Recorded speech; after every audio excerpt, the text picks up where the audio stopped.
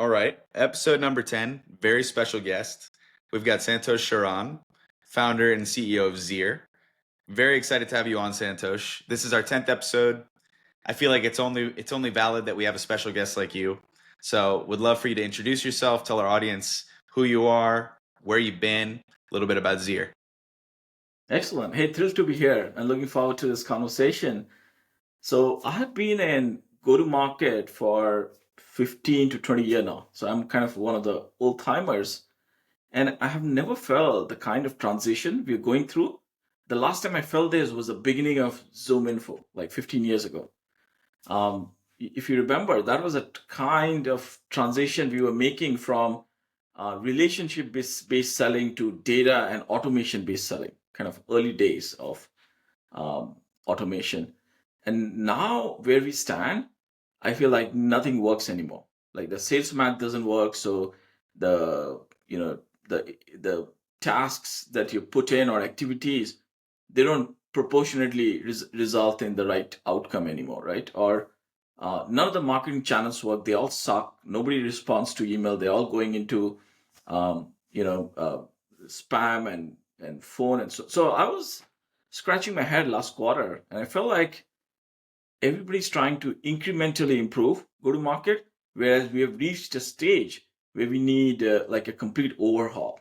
And that's what led me to Zeer. And I'll talk more about what we're doing uh, through this conversation. I mean, I feel like when it comes to who's going to have the best take on what's going on in B2B data and signals and just GTM as a whole, there's not many voices that are going to be more experienced than you. You've worked at some of the largest data companies in the world in very, very senior, super executive roles.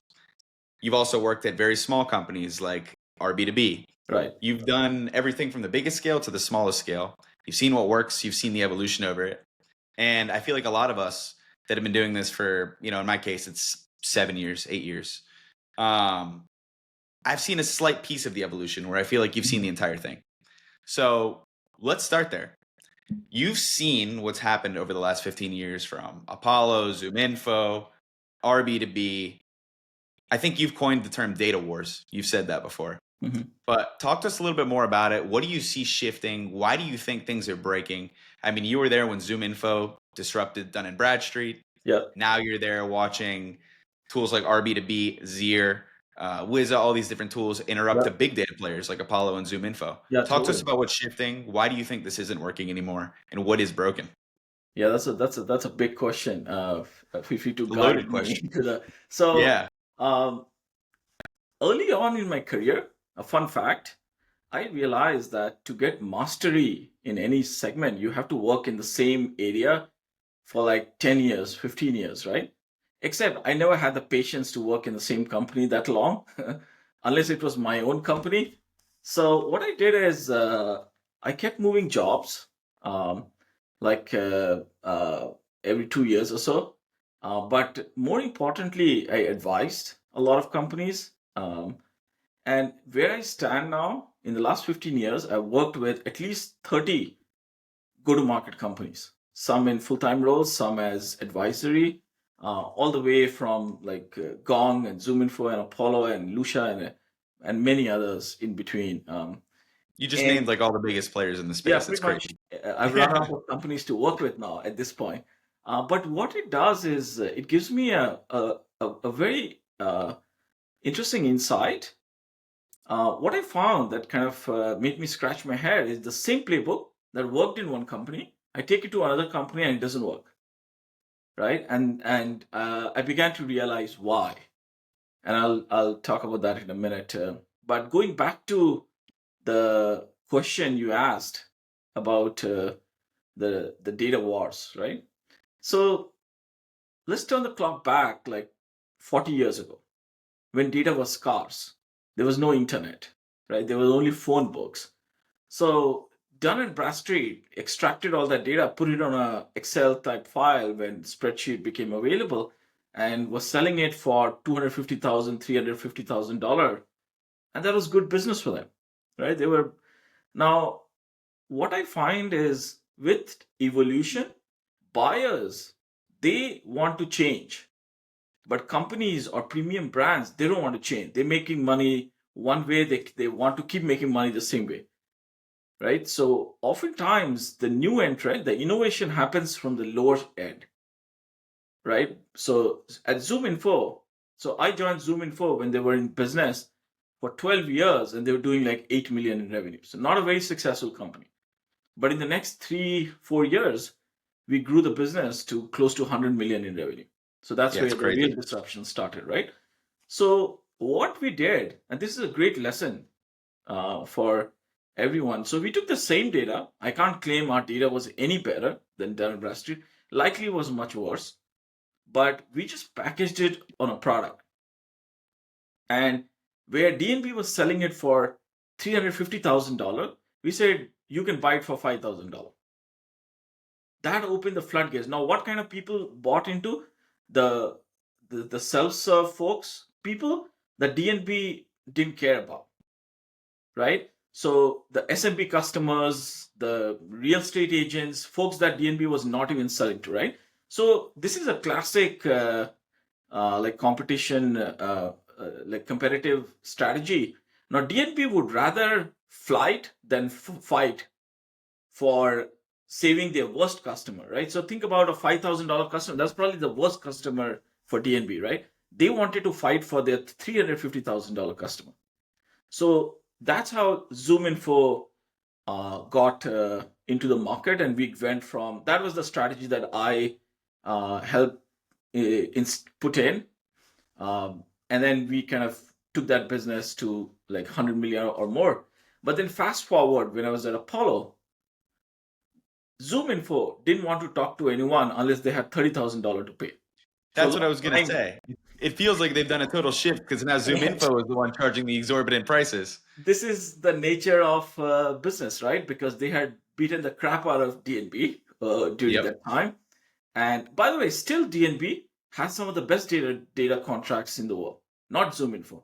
Like DNB kept getting, so nobody wants to give up their $10 million contract, $1 million contracts, right? And DNB still protects it very well. And ZoomInfo has a hard time getting. So competition always comes from the bottom end or SMB. But then ZoomInfo had made so much revenue that their worst customers were the $5,000 customers, the very customer that they used to get there. Now, Apollo came in and they started selling at $99, right? Compared to ZoomInfo's $30,000. And then, of course, ZoomInfo didn't want to fight that business. In fact, that was toxic revenue for them. So they let go and let Apollo prosper. And this cycle will keep going on and on. I think there are a lot of opportunities to disrupt Apollo and so on and so forth. And maybe Clay and others are already doing it. I think in a big way they are doing it because I think data has also become so commoditized. And I'm sure you have a ton of thoughts on this, and I definitely want to hear Right. them. But data has become so commoditized at this point that even companies like Apollo that have captured the market share of those smaller users, the ones that are looking to spend $99 a month, you have consumption-based models that exist where there is no minimum Totally. and you can only use consumption, and people are more than happy to pay that. Like we had Stephen Hakami, the Yep. founder of Wizza, on here, and he was telling us all about consumption-based pricing and how that was a huge unlock for him at the very beginning. He was like, okay, no one else is doing consumption based and you shouldn't be paying for credits that you're not utilizing. So they get all of this cannibalization that's coming from Apollo straight over to Wizza. And then Clay, to an extent, is similar. Clay does a lot more than just data. So Clay, but they have Clay credits, right? And you can Right. use credits based on the utilization of what you need. So I think that's been a massive unlock. And because data is, most of these data providers too, as far as I understand, are using the same sources. Like Oh, yeah. most of them are, yeah. So Data sale or growth in data has nothing to do with data. It's everything to do with packaging and pricing and differentiation. So, at ZoomInfo, we created product where there was no product, right? At Apollo, there was product, we just packaged it differently, like yeah, $99 versus $15,000, right? But if Visa or if some new vendor comes in and all they do is outcome based pricing, that's going to disrupt everyone else, right? So what has happened, and it's not just data, many other sector, we have democratized these best practices so much that these large companies want to believe that all their buyers think the same way. But that's not true. There are millions of those subscribers. Some of them want outcome based pricing, whereas others, they want subscription. Some want usage based pricing, right? but these companies don't want to offer. They want to do subscription or whatever is best, right? But imagine if a new entrant comes in and they are happy with a piece of this pie rather than the whole pie. So all they have to do is figure out how they can differentiate using packaging, product, or increasingly go-to-market differentiation is becoming easier and easier than product differentiation, because cost of building product is going down to zero. Whatever you differentiate, somebody will copy it in 2 weeks. So what's the point? There will be no differentiation, right? So they have to look for differentiation in like pricing or packaging or go-to-market channels and so on, to create to disrupt the existing players. So to sum up what you just said, basically, all data is the same. What differentiates data companies is their ability to go to market and their ability to brand themselves. Right. Love that. I feel like it's true. I feel like it's true across multiple different segments within B2B SaaS. It's not only data. That's true. It's not just data. Yeah. Yeah, and I feel like you've seen that with specifically our B2B, just because so founder led with Adam's growth and all that. Like he's differentiating himself as like just a company in terms of like their branding and their go to market. I don't know if you'd agree with that, Santosh. Yeah, totally. I mean, like 10 years ago, if you had to build a brand and connect with people, you had a branding department or a team that would create brand and connect, right? When was the last time, if I ask you, you ever listened to what Google's company handle said on LinkedIn or a Microsoft's company handle? Like nobody listens to them. They have no followers, nobody cares. But then you do care what an employee at Google says, right? So what's happening is brand is being created by individuals, not companies. That's lesson number one. Lesson number two is, with AI, the cost of building a company is dropping so rapidly. There's just more candidates, which is creating more noise, which is making it more difficult to cut through the noise. And this is where an individual that is a good storyteller like Adam has immense power to cut through the noise, right? And honestly, every exec, every company needs to do the same and find their own niche on how to cut through the noise. This is what you guys are doing with this podcast. Totally. Yeah, I'm honestly fascinated by how that partnership came about, because I feel like, speaking to you, you're very polished, you're very professional, you're very experienced. You present yourself as someone who's been in very senior leadership roles at some of the biggest companies on earth, which you have, right?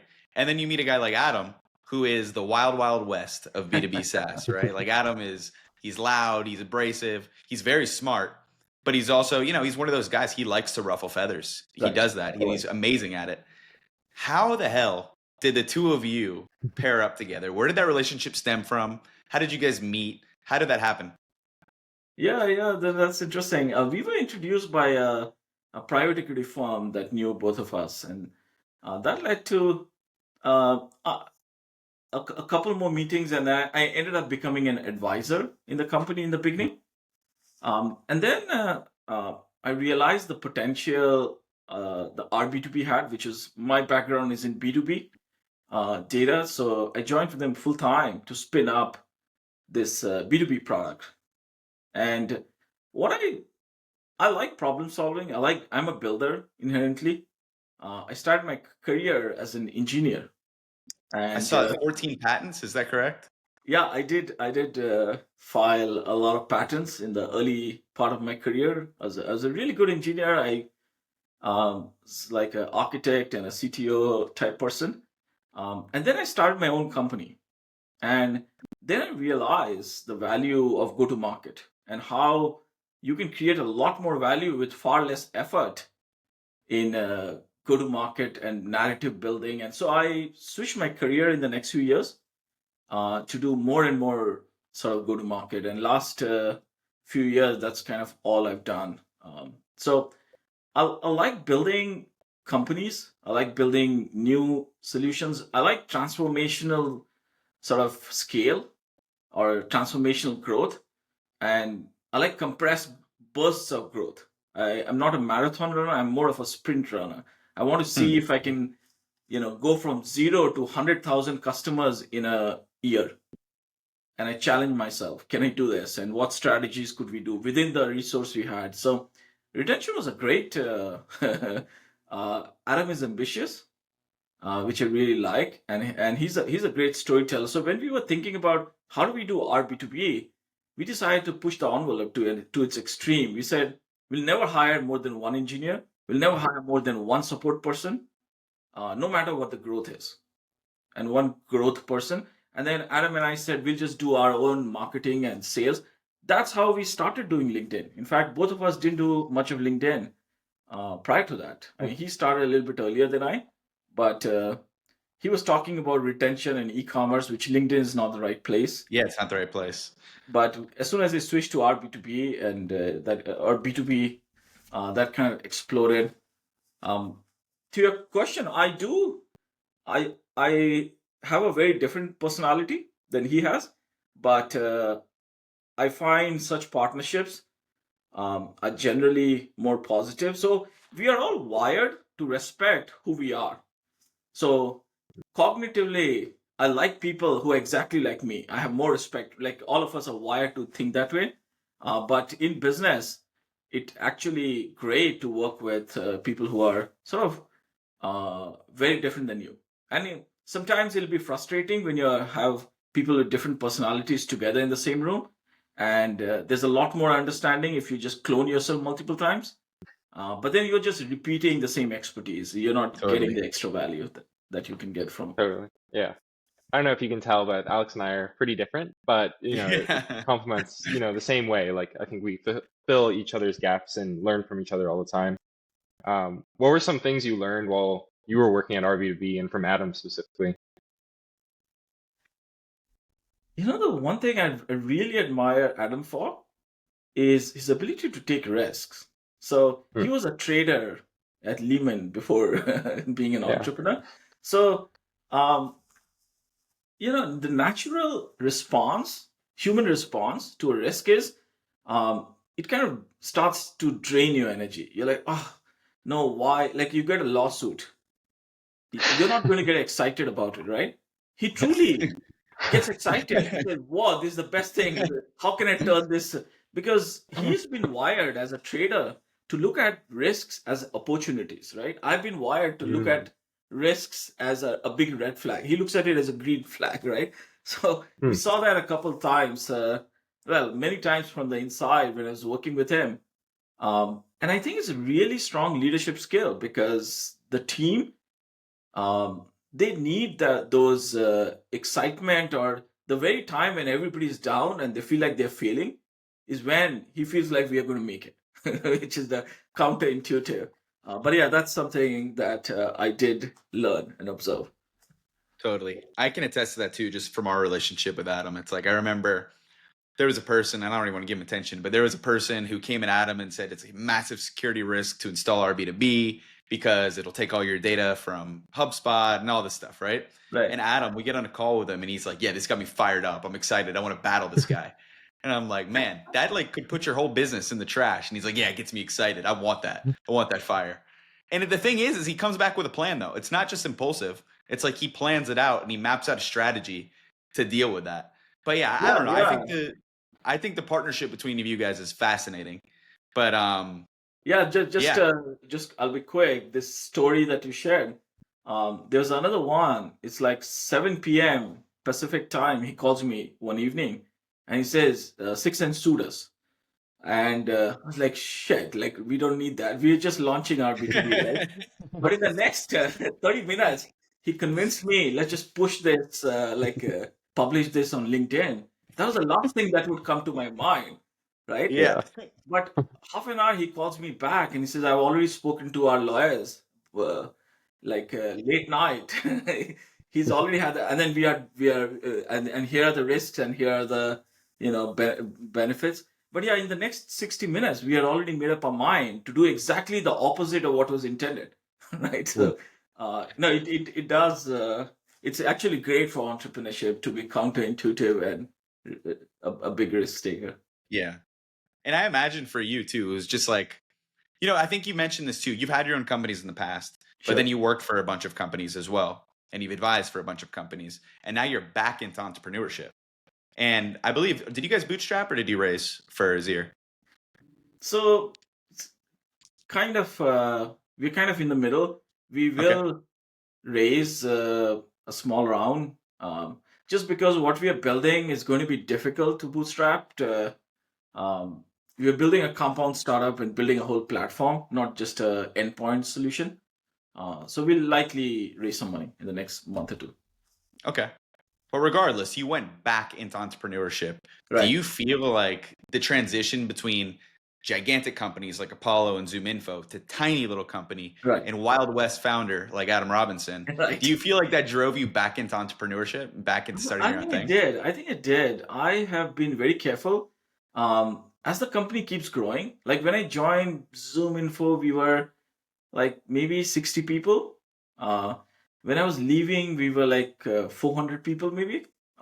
So companies, when they go into, and now obviously several thousand, but companies go through this phase where, as an exec, I feel like I'm not doing enough. I like touching everything and breaking it and learning from it, and so my wife tells me that I help these companies. I never stay to enjoy the fruits of my labor. She says, like, what's the point in growing? You leave when so, but it did. I have intentionally stayed out from the like. Honestly, I couldn't work for ZoomInfo today. Like, it's too big. Mhm. I'm really not that. But working with Adam Robinson or working with smaller companies does. I realize at heart, I am. I'm actually better suited to run. To I have this playbook to go from 5 million to 25 million that I've done like 8 times, 10 times. So I'm like, I can do it Hell at of the a skill. back of my hand. I don't know how to do this 0 to 1. That's so much tougher than 5 to Mm. 25 or 25 to 50. Um, because you have I thought, resource, you have tools to work with, and this 0 to 1 is like everything moves at snail pace, and you're constantly changing. It's confusing. It's like vulnerable. But yeah, that's also I remind myself you always should do something that you're not good at, because that's how you learn and that's how you keep yourself grounded.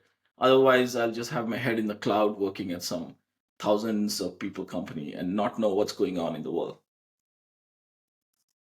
Santosh, correct me if I'm wrong, but I thought you said in the beginning, you know, leaders try to come into different companies and do the same thing, and it doesn't work. Um, Right. but you have the same playbook that you use for 1 to 25. 5 to What is it? 25, right? Oh, sorry, Fine. 5 to Yeah. 25. So that's a very interesting question because I've done it so many times. Um, I've kind of done a little bit of a PhD in it because so You should tell a the course. short answer is the same playbook never ever works. Okay. But the long answer is it still benefits if you have done it a couple. It's like playing soccer, right? The more you play, the better you become. But it's not like your ball goes in the same trajectory in the next game as well, Yeah. right? And yet you benefit the fact that you played, right? So business is no different. Just so, for instance, um, when I go into a team, um, you have to build a growth strategy that's aligned with the strength of the team, right? And it's also aligned with the weaknesses of the competitors, right? So ultimately, buyers want to look at you differently within 12 months, within 6 months, and then that's when growth happens, right? So I craft a business strategy and I help us execute based on the team's strength and based on the where the competition is at that point of time in the evolution. Um,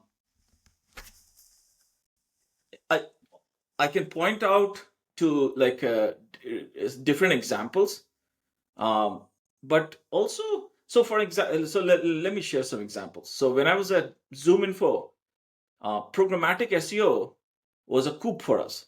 So as soon as I published like all our data on Google, we went from 300 inbound leads a month to 40,000 inbound leads a month. Wow.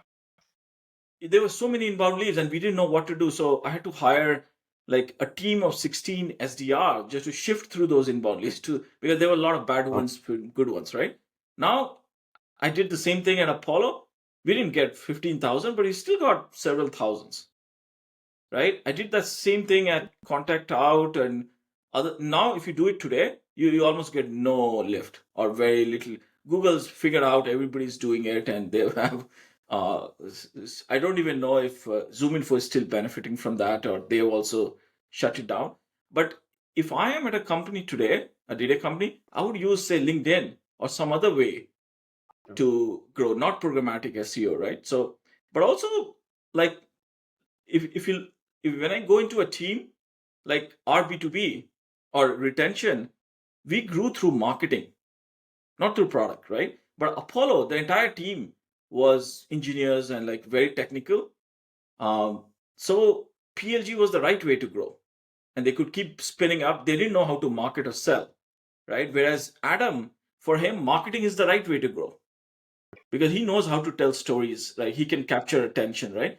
So growth strategy, the problem found entrepreneurs do is they just copy a playbook and say if it worked for them, it'll work for me, and they all exchange good ideas and best practices. Ultimately, we are all wired differently, and we need to really understand who we are and be the best in one strategy rather than be mediocre with somebody else's strategy. I think that's super interesting. And I'm very curious because you also, everything you just said, plus when you said, I'm more of a 5 to 25 guy, the 0 to 1 thing is very tricky for me. You mentioned that. Now you're building 0 to 1 again. So you're back at that playbook where the 0 to 1 thing. You also mentioned that you like to be challenged because if you're not being challenged, you're doing the same things you're good at, you don't feel like you're growing. Love that sentiment. But I'd love to hear your experience now going from 0 to 1 with Zeer, because this is something you haven't done in a long time.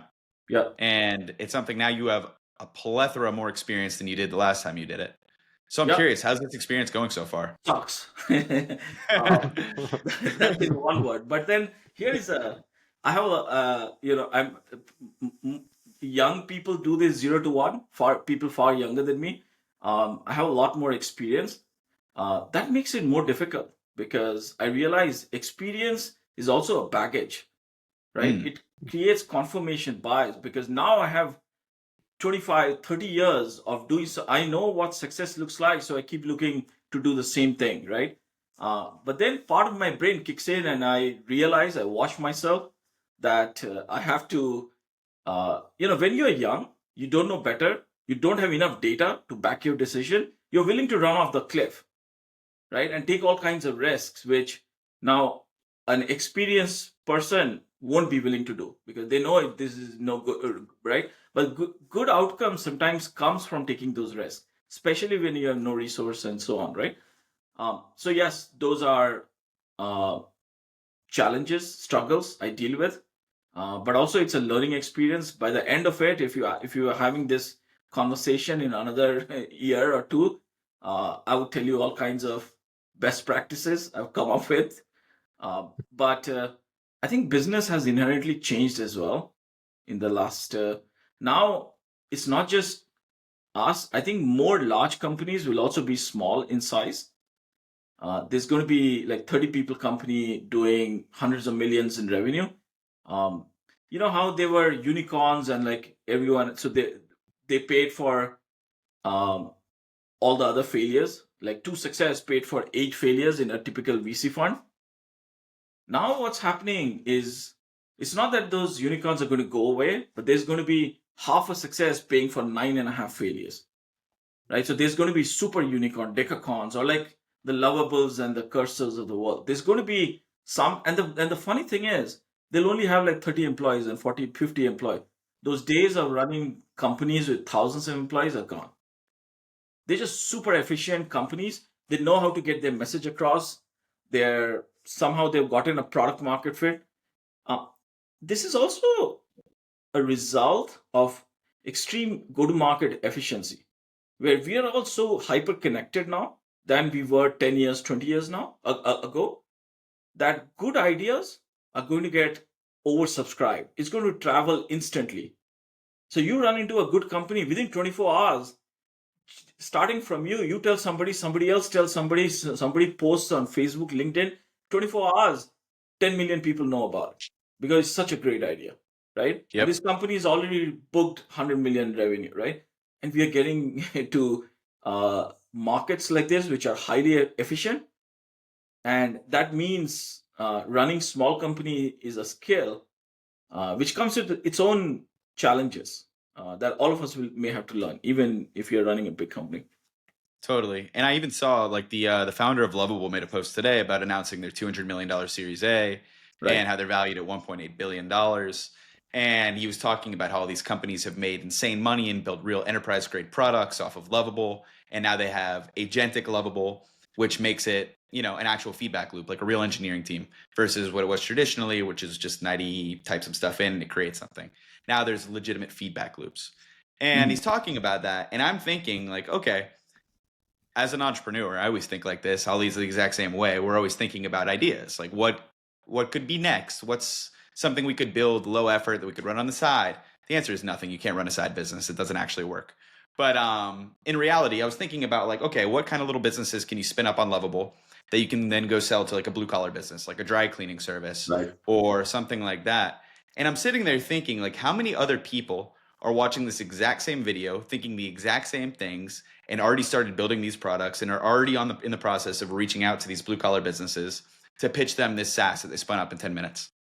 So it's not only is there abundance in terms of communication and data delivery and ideation delivery because everyone knows everything because of the power of social media, but it is so commoditized and easy to build software products these days.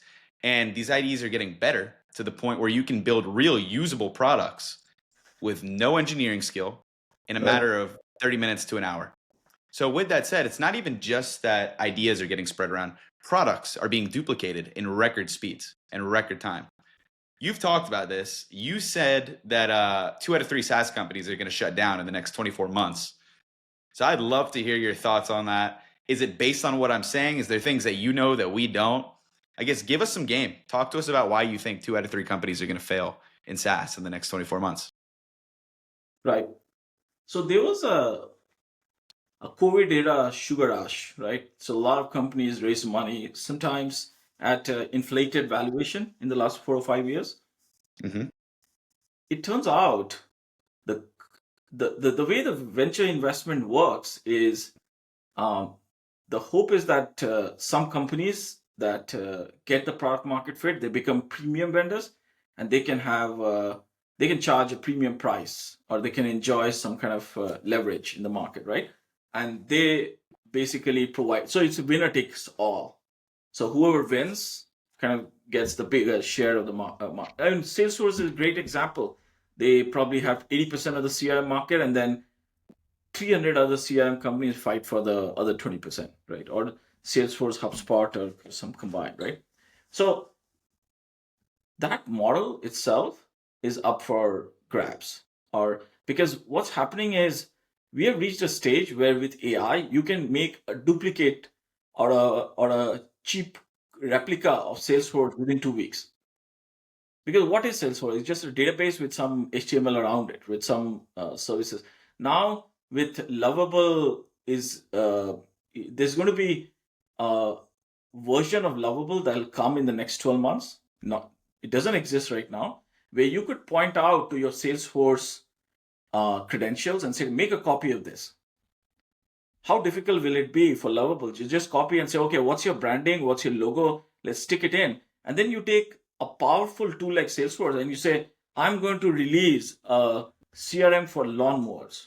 I just don't need these half the screens, but the other screens are good. And you within a day or two, you publish a tool that is as powerful as Salesforce. That was created with hundreds of billions of dollars of investment, with like $100 investment, and then you can go release it to like in a new CRM market. What is it going to do to Salesforce? I mean, that's just an example, but there are hundreds of verticals like that, right? So I think the first big victim of this change is going to be companies that enjoy premium pricing. They're going to see tremendous downward pressure.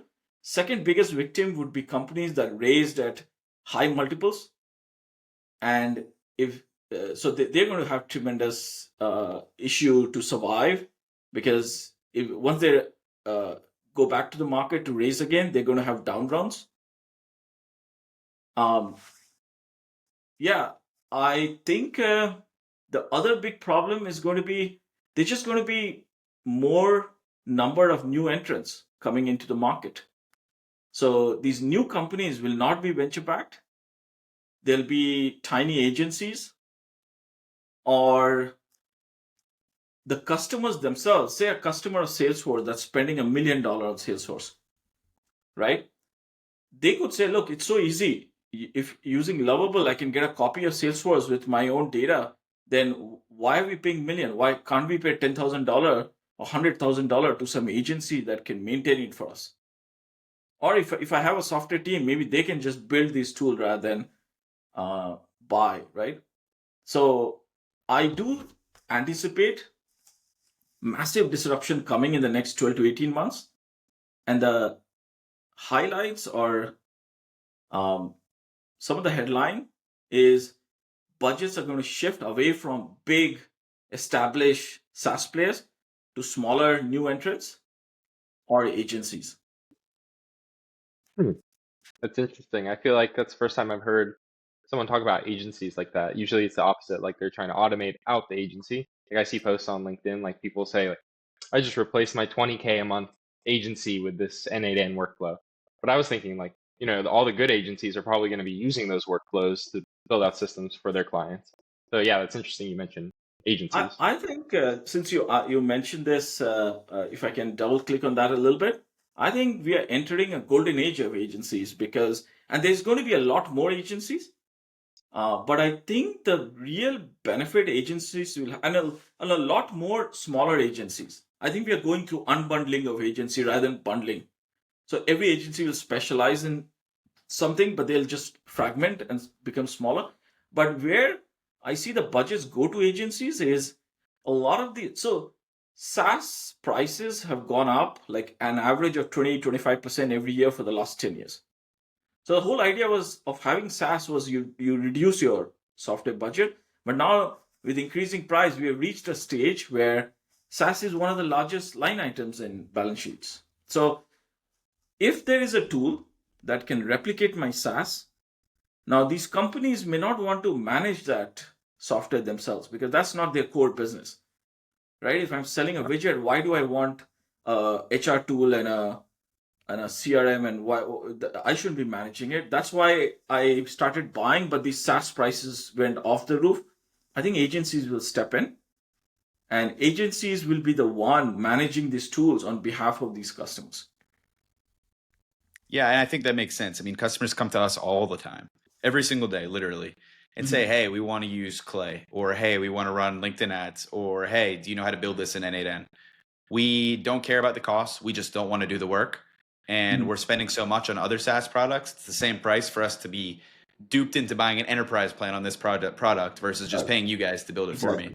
Like, there's some companies in particular that are starting to get a bit, I would say, predatory with enterprise pricing. They say, if your company is this big, you should be on our enterprise plan, despite the fact that you're not going to utilize half of the product features or half of anything. But because you're Salesforce, you need an enterprise plan. Meanwhile, there might only be 2 to 3 users actually using that product for the whole company.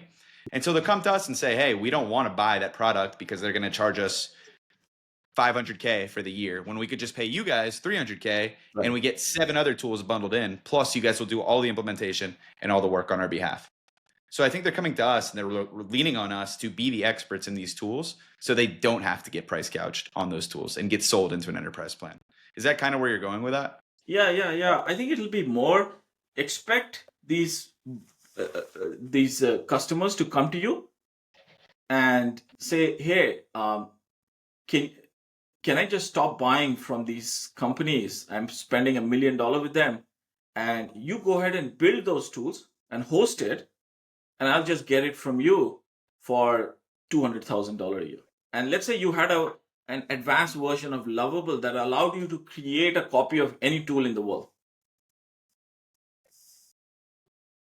right? So they could build it themselves and manage it, but that's not their business, right? So I think agencies will manage the replica of a lot of SaaS tools that's about to hit the market.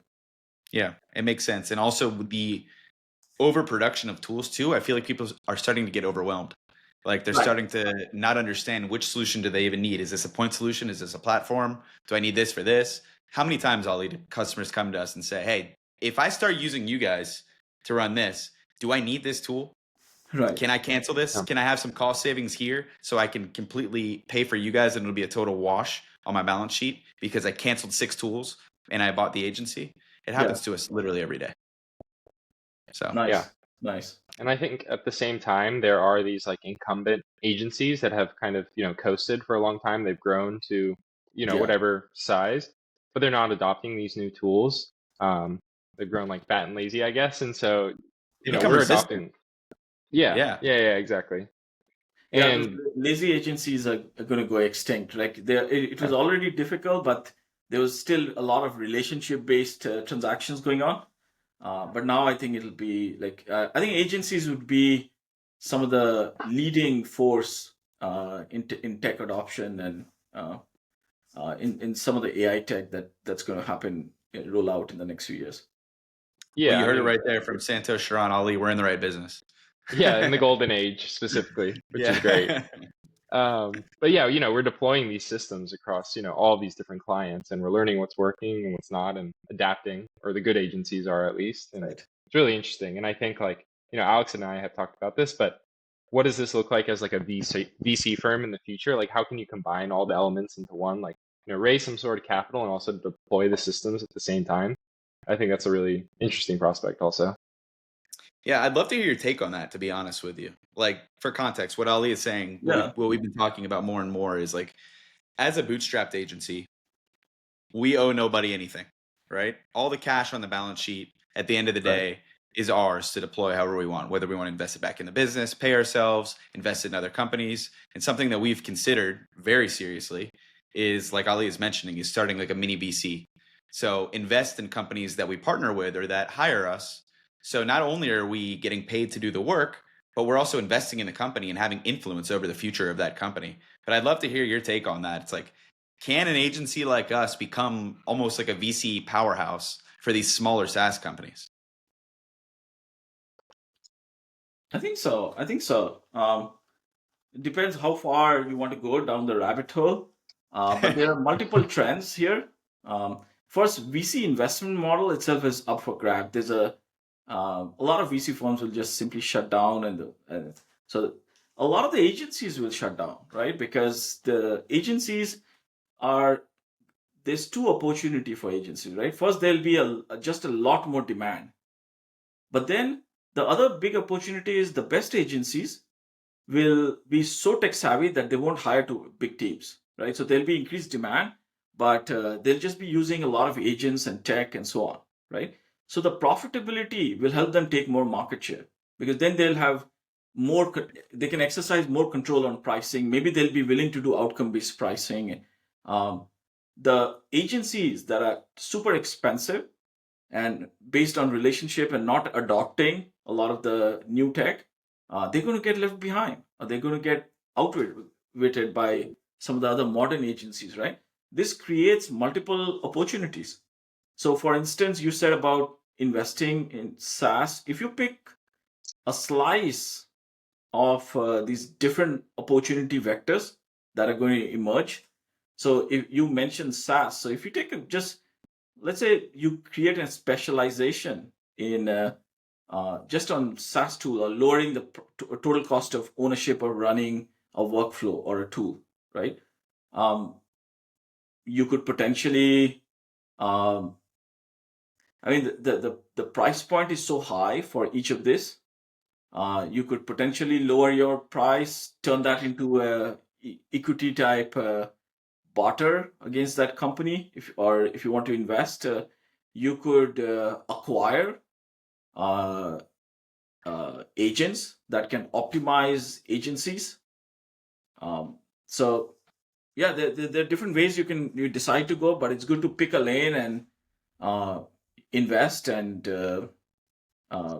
become the best. So there is a massive growth opportunities. I do think there's like several hundreds of millions of dollar worth of maybe billions of dollar worth of growth opportunity for agencies in the next like 2-3 years that didn't exist before. It's exciting. Very Yeah. exciting. So one question for me, Santosh, and I guess this is kind of open-ended, but what's your goal with Zeer? Is it, is a lifestyle aspect, like a certain ARR number, just to challenge yourself? Like, what's your goal? No, I look at scaling this thing up. So let me just tell you what we're doing with Zeer, and would love your perspective. So, over the time, the sales became so difficult. It was all sales led, where salespeople are sitting on calls that don't convert. Everybody's just busy. When I zoom out and look at, it turns out half of sales budget is spent on top of the funnel trying to get leads. And while sales is busy, buyers are also getting busier and busier because there's just more number of tools they have to shift through to find the right one. Right? So everybody's just busy and this is like inefficient.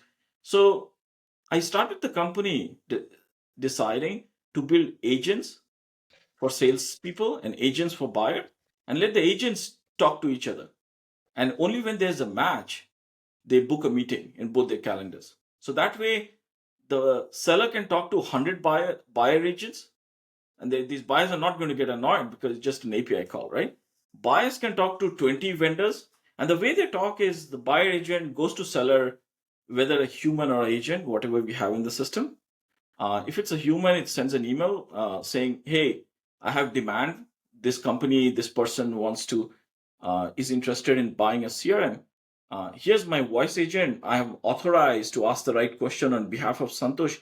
Can you please take 5 minutes and respond to my questions?" Right. So it allows the seller to pitch to an agent rather than, so it's either a seller agent or a human seller, right? They pitch to a buyer agent, and then it comes back to me saying, I spoke to 10 sellers, and here are the two that I really like based on the qualifying questions you had, right? And scores. So that's what we started with, where sellers get high engaged leads and buyer get a more comprehensive way to buy products. But where we are headed now is we're building a research platform like a mini Gartner and a mini G2, where every day everybody in B2B logs in and says the biggest problem they're facing today or this week, what's top of mind, right? And as soon as they share that with us, what we're doing, and everybody's got an agent of their own. So we are deploying agent. So you know how in Google you go run a search, you get the results immediately, right? In our case, you don't get the results immediately. We send out an agent to keep working on it for days or sometimes week. So then it goes around the internet, finds you information. Sometimes it'll go and talk to other agents, or sometimes it'll go talk to experts, schedule calls, and have this conversation. Come back to you saying, "Hey, remember you were looking for a new playbook to reduce churn. I gave you some info, but here's this guy at Zendesk that reduced churn. I just had a conversation with this guy, and you'd like to hear what he has to say." Or so, and then it also, what's top of mind for you, we also turn that into an intent for an agency. So we connect an agency saying, "Hey, this is like a soft intent. There's this guy who's running $100 million company. He's having churn problem this week. Can you please, we already brought some playbook for him using our agent, but do you have something to add to it? And if you add, now you have visibility to this person in a very non-invasive manner, right? So then vendors also get to say, "Hey, I've got this product called Churn Zero that reduces churn," right? If you'd like to look at it. So we are creating this networking where you can do selling and buying in a very dignified manner, where sellers don't have to go after 100,000 people only to find 10 in market, where they're actually helping buyers question the way buyers want help. And then in the end, they have highly engaged leads on the calendar that they get on a call and close. So we are not building agents to sell, but we are building agents at the top of the funnel to reduce that 50% of the sales expense. Let me take a pause, see what you guys think. You got me excited. To me, it sounds like the first part of it sounds like a personal shopper for SaaS buyers. It's like, I get all these messages all the time on LinkedIn. Hi, I'm an executive clothier. Because you're founder of a company, I would love to come to your house and bring suits to you so you can try them on because I'm sure you have no time. And I think to myself all the time, one, I don't wear suits because I work from home. But if I did, that's a great service. It's like as a founder, your time is extremely limited. So having a personal shopper, it's like having someone to buy your groceries, things like that. That's extremely critical time that you get back by not having to do those tasks that are just common everyday tasks. Right. Buying SaaS, if you live in this world, feels like a similar type of, time suck. It's like, I want to know what's the best tool for me and I don't want to shop around. Like there's another company called Demo that has demos on demand. So you can just click a demo and you can watch it and you don't have to talk to a salesperson. But this is going 2 steps beyond that because not only does it learn about the company, but it also goes and has a feedback loop and then tells you individual things that you care about. So it's a personal shopper dedicated to SaaS is what it sounds like to me. Am I right? Yeah, totally right. Yeah. So I it love does that. more than shopping. It not just finds you tool, it also finds you solutions to problems. So we thought when you go to G2, you're already thinking about a tool in mind that you can enter in G2, right? But I spoke to over 150, 200 buyers early in this year. And what they told me is they wanted one level above because they buy tools once a month, twice a month, but they are dealing with problems every day at business. So I want to get a level above where they tell me what the problem is. And then I use agents to not only find solutions to this problem, but I also socialize the problem anonymously with other agencies and vendors. So they look at it as a soft intent and later they can turn it into a hard intent. It's a two-way system. Right. I love it. Sell the data, help the buyer. It's amazing. I love it. I'm pumped for you. If you want to go a step further, you would deploy another agent that goes and reviews their entire tech stack and finds where you have redundancies and tells you where you should eliminate spend. Nice. Yeah. Yeah. I'll take 2% equity for that. Totally. I liked how you also said you're making it more dignified, like the selling process. I feel like in SaaS, especially, it's like, the image of like a fresh college grad, like spamming you, like on, like calling your number and stuff like that. And I like how you phrase that. So yeah, it didn't have to be like this. So if you go back like 15 years ago, somebody raised money and a CMO gets an email or two saying, "Hey, congratulations! I think you guys need to buy my service." And so then that was a good play. Only few companies had the ability to put together these contextual information and run campaigns and so on, right? But today, if somebody raises a $50 million funding, the CMO gets 100 emails because now everybody has that playbook, right? So now, like David Sachs says, right, when the playbook becomes popular, it loses its value or something like that. So now it's so spammy. The very thing that worked before, people don't want to engage. People think it's sleazy. And it's not the fault of the salesperson. It's just the nature of evolution and democratization, where to a small company, they're like, everybody's using it. It's a feature in Apollo or whichever tool they use. And like another 1,000 emails, if I send today, like what difference will it make, right? They're all thinking about the 10,000 email that they sent every month, but then that 10,000 email adds up. There is only finite number of buyers, and now buyers are completely disengaged and they have completely tuned off because they can't handle the volume of, like, I was going through my LinkedIn email. LinkedIn was the only sane channel for me because email and phone that just don't work. I get like 20 calls a day, like from unknown numbers. I I counted just to tell somebody. I got 174 emails in my LinkedIn in 1 week, and I don't know how many of them were unsolicited. It's hard for me to go through all the messages, so they just like lie around. But that's just completely like unusable. I'm sure LinkedIn is making a lot of money by selling emails, but as a Well, it buyer, creates what a do you new do? problem, right? It creates a new problem. Like they have a tool, I forgot what it's called. Ali, you mentioned it the other day, I think but like there's a Hondo tool. or something like that. Yeah, and it's Right, like a superhuman type app for your LinkedIn DMs. So right, it's like with problems come new solutions. right. But but yeah. No, I can by the way, thank you for responding to my LinkedIn to get you on this podcast. I appreciate that. Yeah, yeah, no, I look at the subject. Yeah, sometimes it makes sense to Yeah, speak no, I like. appreciate it. Um, but yeah, no, it's really hard to cut through the noise right now, and it's like obviously we offer some of those services like cold outbound on email and LinkedIn as a service, and for us, we tell people all the time we are not the type of agency that wants to send 50,000 emails a day on behalf of your company because it's like yeah, it's a volume game, and you do get results by doing that, but more often than not, you just dilute the value of whatever it is that you're selling because you've sent it so many times to so many people. People start talking about it. People get together in groups and be like, "Oh, got another email about this today." It's like the expired warranty on your car that everyone makes jokes about Right. now because everyone's gotten a phone call and says, "Hey, do you know that your warranty on your car is expired?" You know, it's like it's become a meme. So you've got to be careful with that. There's Yeah, definitely a yeah. No, balance. I tell everyone. So email doesn't work for me at all. But on the other hand, micro campaigns using Clay is working super well for everyone. Totally.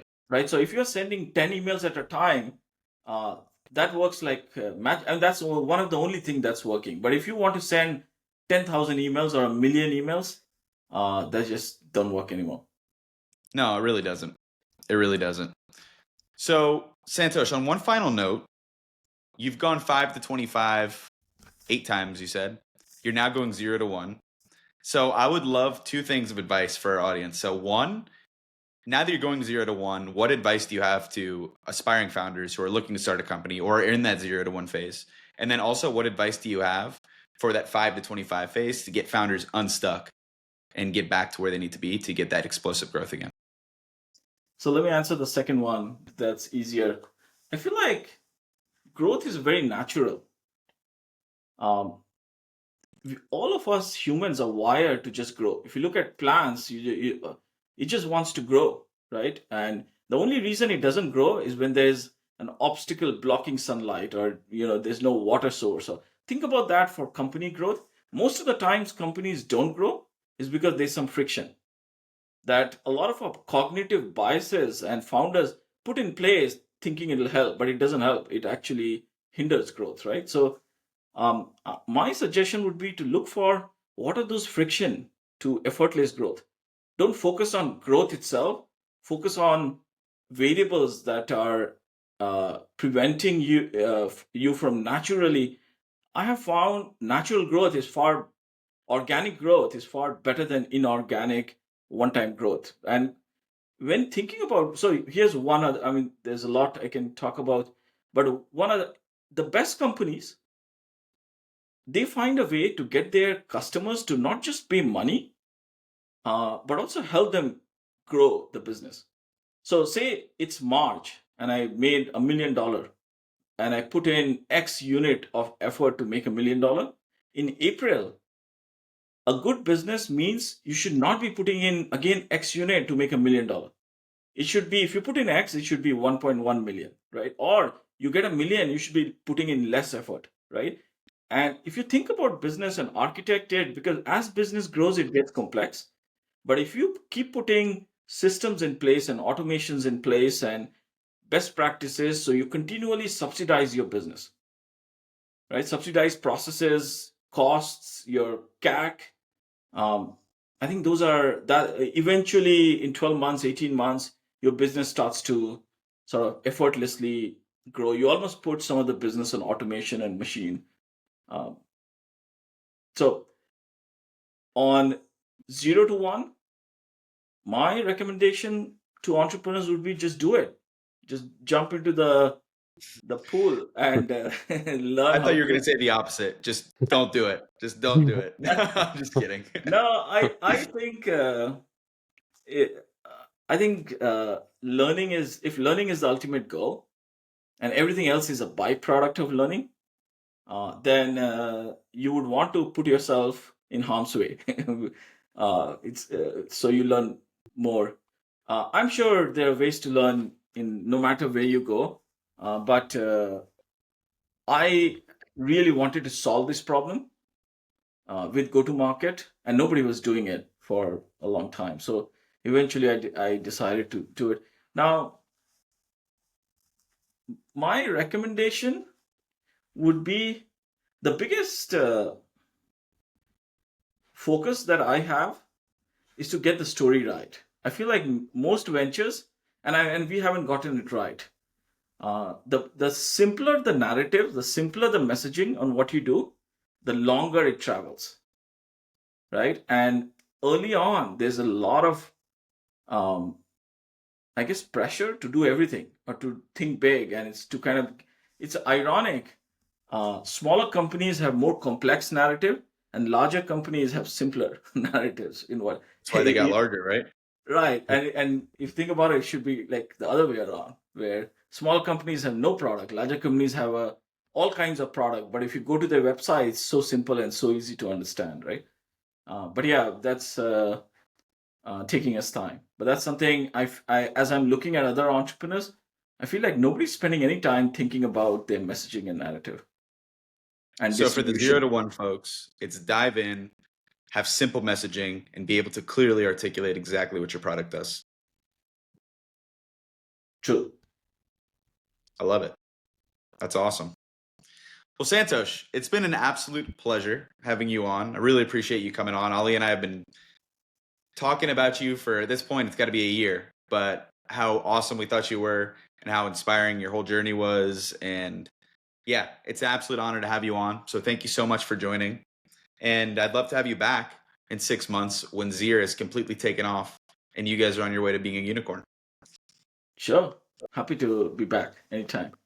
Awesome. Hey, thanks for reaching out. I enjoyed this conversation. Absolutely.